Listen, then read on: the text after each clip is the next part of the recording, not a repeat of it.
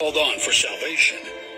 It is scripturally impossible for the name Jesus to be the name used for salvation. The letter J is less than 500 years old. The name is also a Latinized Greek name. The Savior was born a Hebrew, and he spoke Hebrew and Aramaic in the 1611 King James Version of the Bible. The name translators adopted to use for the Savior was Jesus, in Greek, Isos. The name Jesus didn't show up until the 5th edition of the King James Version of the Bible in 1628. Most Hebrew names have very important meanings and messages to them. A Hebrew name, in most cases, really means something, and its purpose is to convey a message. At best, the word Jesus in Hebrew means horse, and in Latin means pig. At worst, the word Jesus in Greek means praise Zeus, which is the pagan Greek deity. Isus in Greek literally translates to hail Zeus. That is, Ea translates as hail, and Saus or Zeus is Zeus. Dictionary of Christian Lore and Legend, J.C.J. Melford, 1983, page 126. Think of this for a moment. In 168 BCE, on December 25th, known as Zeus's birthday, Antiochus Epiphanes IV set up in the Jerusalem temple a statue of Zeus, the Greek sun god, upon the altar, defiling it. This type of pagan behavior continues to this day in many churches who use steeples, obelisks, crosses, altars, and more. These are all directly tied to Zeus worship. Ask any Spanish or Latin-speaking person to pronounce the word Jesus, and they will say, Jesus. Then ask yourself, why would the translators choose to use such a word for the Savior? Some basic research reveals how the evil one utilized evil men to create one of the greatest deceptions ever. Here's what happened. Around 325 AD, at the Council of Nicaea, Emperor Constantine presided over a group of church bishops and other leaders with the purpose of defining the nature of God for all of Christianity and eliminating confusion, controversy, and contention within the church. This council, coming together under the guise of eliminating confusion, controversy, and contention within the church, was really just that. It was a guise. The word guise is defined as the appearance of someone or something, especially when intended to deceive. This is exactly what happened at the Council of Nicaea. How do we know this to be true? Let's take a look. History shows that Constantine's intention at Nicaea was to create an entirely new god for his empire that would unite all religions under one deity. Constantine brought together over 300 bishops, including influential leaders from the area. These religious leaders were asked to debate and decide who their god would be. They argued amongst themselves, each having their interests and personal motives for their own special deity to be included. They were immersed in very heated debates. What many have never heard about these meetings is that the names of over 50 gods were up for the election as to whom the Roman Empire and the world would follow in worship.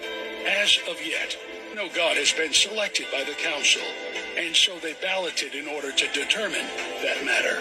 For 1 year and 5 months, the balloting lasted.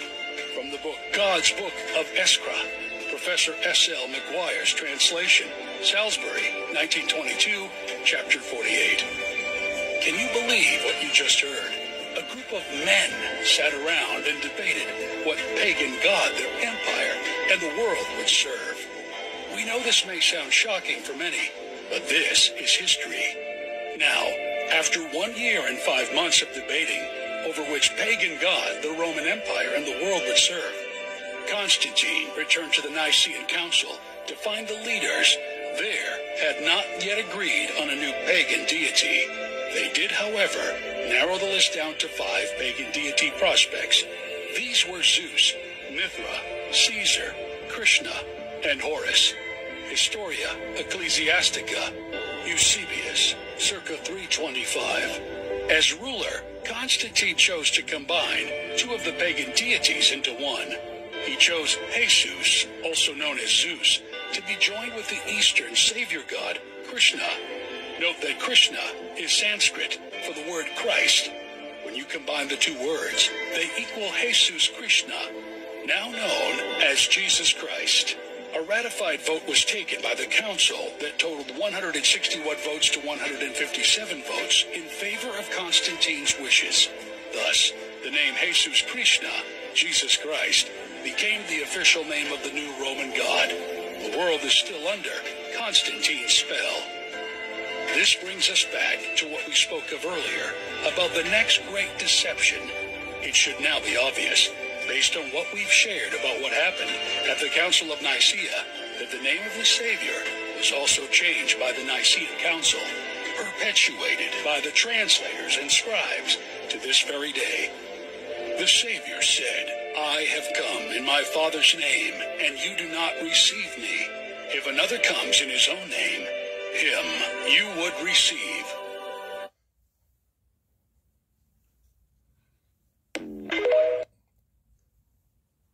Hold on for salvation. It is scripturally impossible for the name Jesus to be the name used for salvation. What y'all think about that? I study a lot. I try to keep my mind on my business, and that's religion. Being the government use religion to deceive us and keep us divided so he can conquer us. And he don't want you to know God. Because once you know the real Lord, you align with that power, and you can then defeat the devil in the flesh.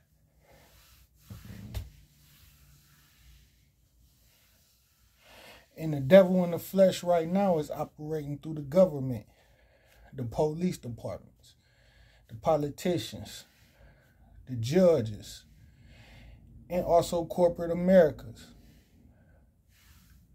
That's the devil. I'm not really worried about the spiritual one.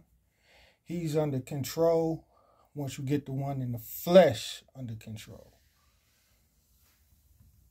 And the one in the flesh is the police, the FBI, FDLE, who putting crack, drugs, and gang violence in our community.